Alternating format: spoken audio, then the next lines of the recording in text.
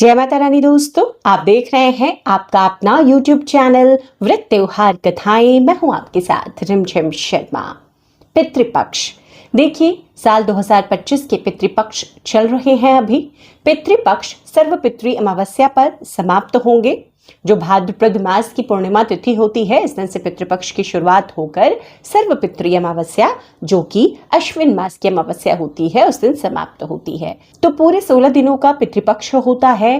इस वीडियो में मैं आपको बताऊंगी कि इन 16 दिनों में अपने पितरों को किस प्रकार आप प्रसन्न कर सकते हैं। अगर आपके जीवन में आपको ऐसा लगता है या कुंडली में आपको आपके आचार्य ज्योतिष ने बताया है कि पितृदोष है।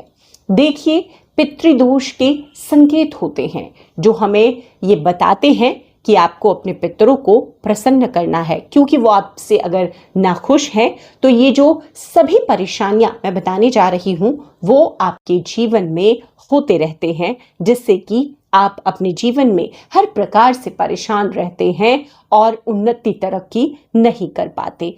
तो ये वो 16 दिन हैं, ये वो 15 दिन होते हैं पितृपक्ष के, जिसमें कि आप उनको जरूर तृप्त कीजिए। अपनी गलतियों के लिए क्षमा प्रार्थना उनसे मांगिए, उनको प्रसन्न कीजिए, जिससे आने वाले जीवन में आपके हर प्रकार की खुशियां जो आप चाहते हैं, जैसी उन्नति तरक्की चाहते हैं, पितरों के आशीर्वाद के साथ साथ वो भी आपको मिले। जिस तरह से हम देवी देवताओं को प्रसन्न करते हैं, उसके लिए हम पूजा पाठ करते हैं, तो पितरों को प्रसन्न करने के लिए श्राद्ध कर्म और तर्पण आदि कर्म किए जाते हैं। देखिए, हमारे धर्म में पितरों को भी देव माना जाता है, इसलिए हम उन्हें पितृदेव कहते हैं। तो पितरों का तर्पण, पिंडदान और श्राद्ध अगर विधि पूर्वक नहीं किया जाता है तो परिवार पितृदोष से पीड़ित हो जाता है। देखिए, किसी भी व्यक्ति के जन्म कुंडली में भी पितृदोष होता है तो बहुत तरह की परेशानियां आती हैं। सबसे पहले आपको मैं बताऊंगी कि लक्षण क्या है।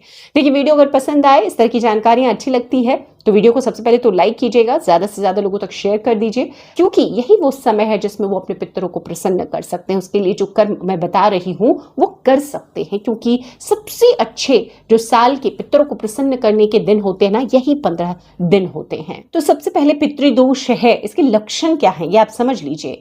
देखिए, शास्त्रों में बताया गया है कि अगर कोई व्यक्ति पितृदोष से पीड़ित है तो भरसक तमाम प्रयास भी वो कर लेना, उसका वंश वृद्धि नहीं होती, उसके वंश आगे नहीं बढ़ता। संतान प्राप्ति में अगर किसी को भी, अगर आपको लगता है कि आपको, आपके परिवार में किसी को बहुत मुश्किलें आ रही हैं, तमाम तरह से कोशिशें कर रहे हैं, डॉक्टरों से मिल रहे हैं, अपनी तरफ से अपने ग्रह नक्षत्रों को ठीक कर रहे हैं, अपनी ग्रह दशाओं के लिए शांति करवा रहे हैं, बावजूद इसके अगर संतान प्राप्ति नहीं हो रही है तो पितृदोष है। तो हमें इसका निदान करना चाहिए, तभी संतान की प्राप्ति होगी। घर में पीपल के पौधे का उगना, और अगर आप निकाल देते हैं, निकलवा देते हैं, फिर से पीपल का पौधा उग जाता है तो इसे भी पितृदोष का एक लक्षण माना गया है। घर के आंगन, घर की दरारों या किसी टूटे गमले में पीपल का पौधा अचानक से उग आया तो इसे देखिए बुरा संकेत माना जाता है, पितृदोष माना जाता है कि आपके परिवार में है, तभी ऐसा हो रहा है।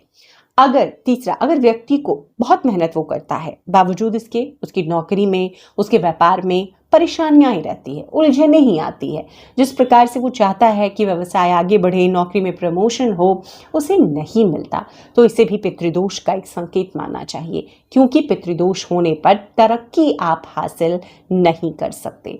आपके घर परिवार में बच्चों का खास तौर पर लगातार बीमार पड़ना पितृदोष का एक संकेत माना जाता है, तो आपको इसका निवारण इन्हीं पितृपक्षों में करना है। परिवार के सदस्यों के बीच बिना बात अक्सर वाद विवाद होना, कलेश होना, ये भी पितृदोष का लक्षण माना गया है, ध्यान रखिए।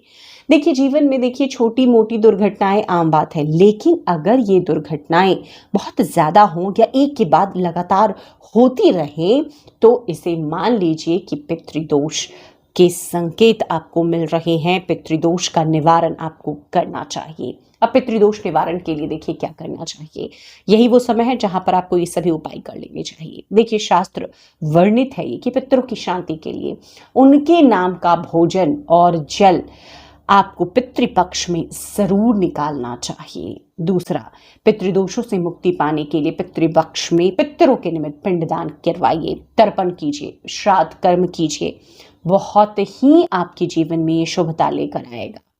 पितृपक्ष के दौरान पितरों के नाम का दीपक जलाना, पूरे 15 दिनों तक आपको दक्षिण दिशा की ओर में मुख करके सरसों तेल का एक दीपक लगाना है। आप लगाएं, इससे भी पितर तृप्त होते हैं और आपको आशीर्वाद देते हैं। पितृपक्ष के दौरान सबसे पहले सुबह उठते ही सबसे पहले अपने घर का मुख्य द्वार खोलें और दरवाजे पर आपको जल का छिड़काव करना है। इससे भी पितर तृप्त होते हैं। कहते हैं पूरी रात पितर आपके दरवाजे पर रहते हैं और सुबह सुबह आप जल छिड़कते हैं तो इससे वो तृप्त होते हैं और आपको आशीर्वाद देकर जाते हैं। देखिए, पितृपक्ष के दौरान अपने घर से जो आप खाना बनाते हैं उसमें गाय का, कौवे का और कुत्ते का, उनके निमित्त भी भोजन जरूर निकालिए।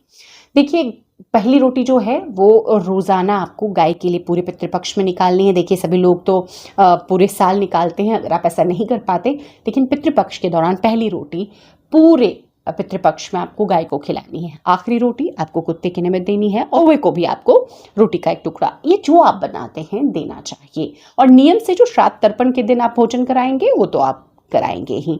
तो इस प्रकार से इन पितृपक्ष के दिनों में आपको ये सभी, यहाँ पर मैंने 6-7 कर्म ही बताए हैं, बहुत आसानी से आप कर सकते हैं, जरूर कीजिए। देखिएगा आपको आने वाले साल में कितनी शांति महसूस होती है। वीडियो पसंद आए तो ज्यादा से ज्यादा लोगों तक शेयर कर दीजिए, और चैनल पर पहली बार आए हैं इस तरह की जानकारियों के लिए चैनल को सब्सक्राइब कर लीजिए। आने वाले सभी व्रत त्योहारों की संपूर्णता से सभी जानकारियां यहाँ पर आपको मिलती रहेगी। वीडियो देखने के लिए बहुत बहुत शुक्रिया। हर हर महादेव।